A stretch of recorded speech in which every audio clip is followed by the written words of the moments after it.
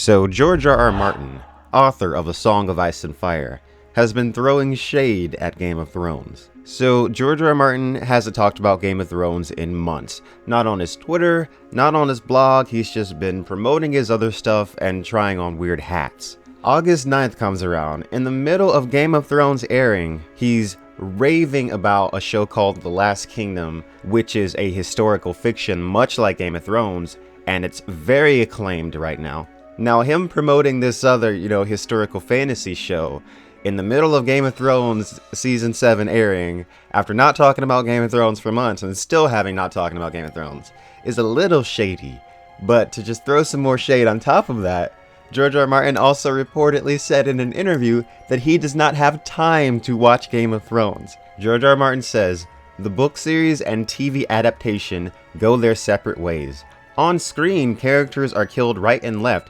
About 20 of them have died already, which are quite alive to me and will appear in a new book." So apparently in this Metro interview, George R. Martin went on to insist that he does not watch Game of Thrones because he's focusing on writing and touring. And then later, on August 24th, George R. Martin's agent had to call Metro to clarify that what he meant by not watching the show was specifically the 7th season. So George R. Martin doesn't have time to watch Season 7 of Game of Thrones, but he can watch and tweet about The Last Kingdom. I see you throwing shade, George R. Martin. You can't fool me. This is like last year when they introduced Euron Greyjoy into the show, and George R. Martin very passively aggressively puts on his blog an entire chapter from The Winds of Winter involving Euron to show how different those two characters are book to show. So yeah, it's kind of obvious to me, judging by all this, that George R. Martin kind of has a problem with the direction that they've taken this show. He makes sure to keep saying that it's gone in different directions. If you watch earlier interviews, you can tell that he was just so happy that Season 1 of Game of Thrones was able to keep up with his books. And now when he talks about the book and the show, it's almost like he doesn't want the two things associated.